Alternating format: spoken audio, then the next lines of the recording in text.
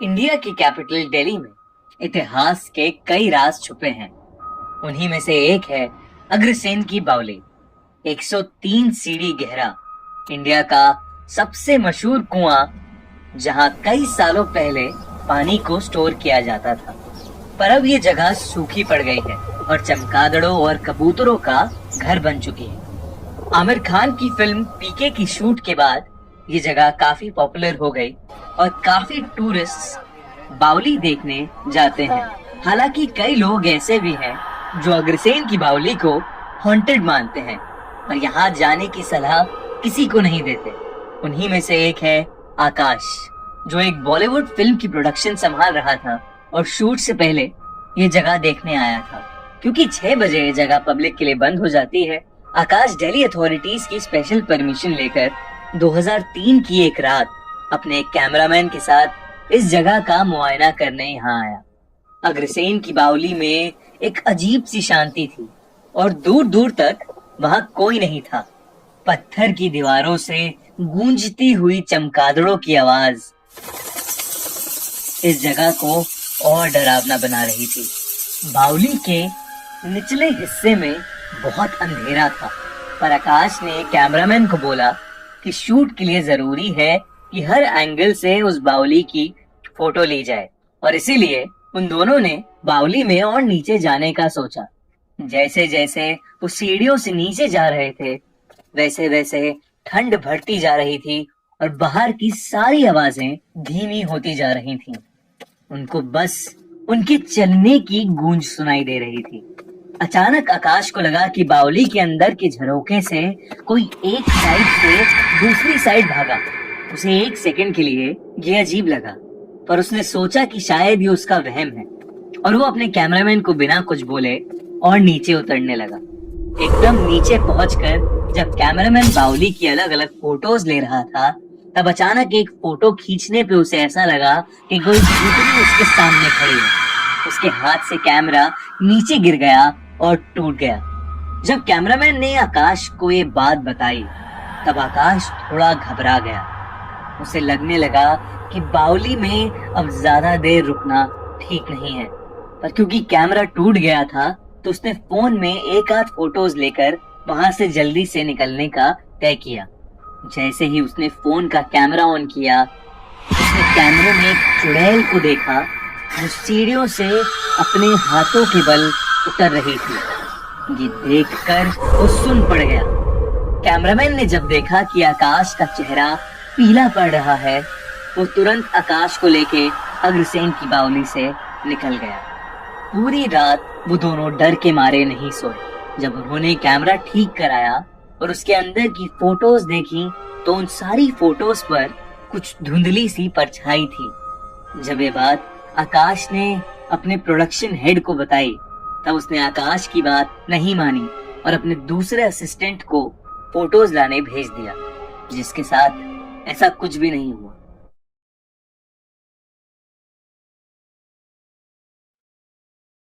ये कहानी दिल्ली कैंट के अर्जुन विहार में बसे एक बड़े से फार्म हाउस की है। लोग कहते हैं कि अर्जुन विहार कॉलोनी में घर बनने से पहले कब्रिस्तान हुआ करता था और कई लाशें आज भी उन घरों के नीचे दफन हैं। इन सभी बातों से अनजान विनोद और उसकी फैमिली, जिनका अभी अभी दिल्ली ट्रांसफर हुआ था, वहां रहने आए। विनोद का बेटा आशीष बहुत खुश था कि फाइनली नए घर में उसका अपना एक कमरा होगा। उसके कमरे की खिड़की के बाहर फूलों से सजा घर का गार्डन दिखता था। वो अपने नए घर को लेकर काफी एक्साइटेड था, पर उसे क्या पता था कि वही कमरा आने वाले महीनों में उसकी जिंदगी का सबसे भयानक एक्सपीरियंस बन जाएगा। शुरू के कुछ दिन काफी आराम से बीते, पर एक रात आशीष को सोते हुए ऐसा लगा कि कोई उसे नोच रहा है। उसने उठकर देखा तो उसकी पीठ पर खरोचों के निशान थे। उसे लगा कि बाहर गार्डन के कीड़ों ने उसे काटा होगा, और यही चेक करने के लिए उसने आसपास नजर घुमाई, पर वहां कोई कीड़ा नहीं था। तभी उसकी नजर गार्डन में एक पेड़ पर गई, जिसकी परछाई के नीचे घास का एक तिनका भी नहीं था। उसे ये बात बहुत अजीब लगी, लेकिन उसने ज्यादा ध्यान नहीं दिया और वो वापस लेट गया। एक रोज आशीष के पेरेंट्स कुछ काम से बाहर गए हुए थे और वो घर पर अकेला था। वो अपने कमरे में बैठकर टीवी देख रहा था कि अचानक उसे किचन में बर्तनों के गिरने की आवाज आई। उसने जब अपने कमरे से देखा तो उसे किचन से हॉल की तरफ जाते हुए एक परछाई दिखी। आशीष जल्दी से उठकर बाहर गया, पर बाहर कोई नहीं था। जब वो वापस अपने कमरे में गया तो उसके रोंगटे खड़े हो गए। उसने देखा कि गार्डन के उस बड़े से पेड़ की टहनी पर एक लाश लटकी है जो पलक झपकते ही गायब हो गई। आशीष ये देखकर बहुत घबरा गया था। जैसे ही उसके पेरेंट्स वापस आए तो उसने उन्हें सब कुछ बताया, लेकिन अकेले में आशीष डर गया होगा, ये सोचकर उन्होंने ज्यादा ध्यान नहीं दिया। जैसे जैसे दिन बीतते गए वैसे वैसे आशीष की तबीयत खराब रहने लगी। कभी बहुत तेज बुखार तो कभी जोरों से ठंड लगना, ये सब आम बातें हो गई थी। आशीष की तबीयत डॉक्टर्स को दिखाकर भी सही नहीं हो रही थी। एक रात करीब 3 बजे विनोद के कमरे के दरवाजे पर जोर जोर से ठक ठक होने लगी। विनोद ने दरवाजा खोला तो वहां उनकी कामवाली मीना ताई खड़ी थी, जो उस घर में उनके साथ ही रहती थी। मीना ताई काफी घबराई हुई थी और उसने बताया कि किसी ने उसके रूम में आके उसका गला दबाने की कोशिश करी और उसे घर से दूर चले जाने के लिए चेतावनी भी दी। तभी आशीष के कमरे से जोर जोर से उसके चीखने की आवाज आने लगी। जब सब लोग वहां पहुंचे तो आशीष बहुत जोर से कुछ बड़बड़ा रहा था और अपने आप को बुरी तरह नोच रहा था।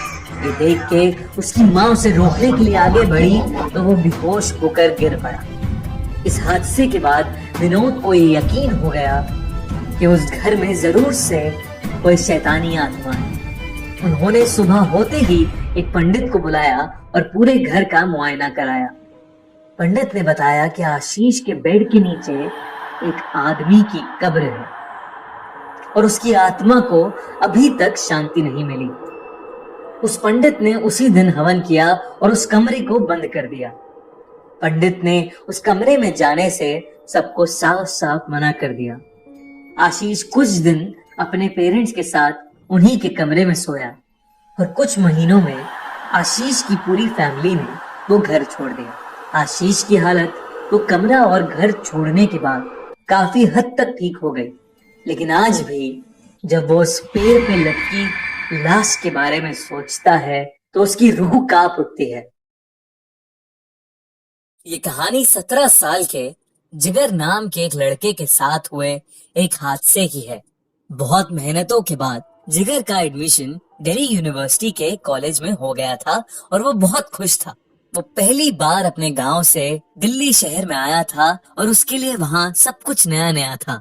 जिगर अक्सर लाइब्रेरी में बैठा पढ़ता रहता था, पर एक दिन जब वो लाइब्रेरी की शेल्फ से एक किताब ले रहा था तब अचानक उसे शेल्फ की दूसरी ओर एक डरावना सा चेहरा दिखा, जिसे देखते ही वो चिल्ला उठा और उसके हाथ से वो किताब गिर गई। जिगर की चीख सुनकर एक लड़की उसके पास आई और उसने पूछा अगर वो ठीक है कि नहीं। जिगर ने जब पीछे मुड़कर देखा तो मानो उसकी सिट्टी पिट्टी गुम हो गई। वो लड़की बेहद सुंदर थी और जिगर उसको देखते ही मंत्रमुग्ध हो गया था। उस लड़की ने जिगर से फिर पूछा कि वो ठीक है कि नहीं।